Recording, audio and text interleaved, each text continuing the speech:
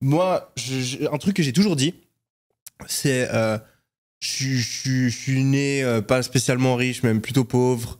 Il y a des trucs difficiles qui ont été dans mon enfance, mais un truc que j'ai toujours eu, et j'ai eu énormément de chance, c'est que j'ai eu deux parents qui étaient vraiment là pour moi et qui m'ont éduqué. Ils ont fait des erreurs comme tout le monde, ils sont humains, mais ils m'ont vraiment éduqué de la meilleure manière possible. Et j'ai cette théorie où tout le monde fait les choses de manière égoïste. Tes parents, s'ils t'éduquent, c'est parce que ils ont cette émotion c'est pas, ils sont pas en train, quand ils s'occupent de toi, tes parents, ils sont pas en train de se dire putain, vraiment, ça me saoule, j'en ai rien à foutre de mon fils, mais je le fais quand même parce que je suis une bonne personne. Non. Ils ont envie que tu réussisses, ils ont ce sentiment inné, ils ont cet amour. Donc, si tu regardes les trucs de manière rationnelle, c'est égoïste. Mais c'est pas une mauvaise chose. Non, c'est pas une mauvaise chose. Le fait que l'égoïsme soit devenu une valeur négative, c'est un abus de société qui est inadmissible. Je suis d'accord avec toi. Mais par la force des choses, ils m'ont donné énormément. Ils m'ont donné énormément. Et même s'ils l'ont fait pour eux, pour moi, tu vois, la motivation avec laquelle tu fais quelque chose n'enlève rien au fait que la dette est là, pour moi. Je comprends. Certes, ils l'ont fait pour eux. Mais c'est bien qu'elle soit consciente. Hein? C'est bien qu'elle soit consciente.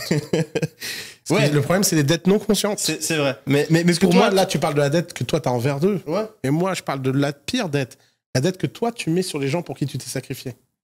Toi, tu n'as pas mis de dette sur tes parents. Mais je sais. Ouais. Mais c'est ça le point. C'est ça le point sain.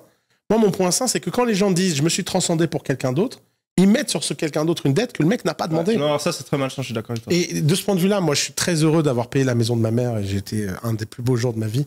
C'est quand j'ai reconstruit la maison détruite de ma mère et que j'ai payé ça. C'est grand achievement de ma life. Mais je savais que je l'ai fait pour moi. Je savais que je l'ai fait parce que ça me faisait plaisir.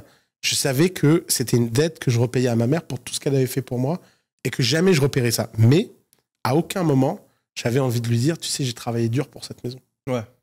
Moi non plus. Mais quand j'ai fait des trucs à mes parents, c'est la même chose. J'attends vraiment rien en retour. Exactement. Et je le fais pour moi. Exactement. Et je le fais parce que ça me fait kiffer de les voir kiffer. Exactement. Et je suis 100% d'accord avec toi. Mais je pense que si tu mets pas cette dette, faire les choses pour d'autres personnes, c'est une des motivations les plus puissantes que tu peux avoir. Et justement, une des techniques de motivation que j'ai mis en place récemment, c'est de me dire quel père j'ai envie d'être. Et ça, je trouve qu'il n'y a rien de plus puissant. Quand t'es sur ton putain de TikTok... Il y a 25 000 meufs qui viennent de fondre.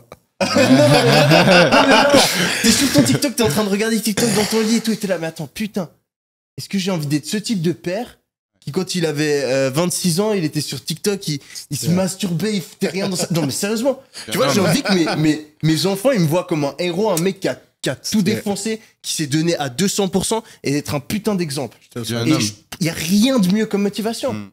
Tu te réveilles le matin, tu l'as. J'ai envie que quand j'ai des enfants, ils puissent se dire putain, mon père, il a taffé. Il s'est donné, il s'est réveillé le matin. Et quand je leur dis il faut que tu fasses comme ça dans la vie, eh ben, je l'ai vécu avant. Et donc, ce type de motivation sera toujours pour moi bien plus puissant de faire un truc parce que j'ai envie de pouvoir éduquer mes enfants d'une certaine manière, parce que j'ai envie de pouvoir faire kiffer ma famille, parce que j'ai envie d'être un exemple, parce que j'ai envie de motiver des gens. Pour moi, ça me motive 100 fois plus que de me dire je peux avoir cette montre, je peux avoir cette voiture, j'ai envie d'avoir le plus d'abonnés sur YouTube ou ce genre de trucs. Donc, pour moi, c'est pas à supprimer de faire les choses pour les autres parce que c'est ultra puissant comme motivation. C'est noble, c'est courageux, mais c'est l'inverse de tout ça. C'est pas du tout courageux, c'est pas du tout noble d'attendre quelque chose en retour et de mettre ce poids sur les autres. Je suis complètement d'accord avec toi.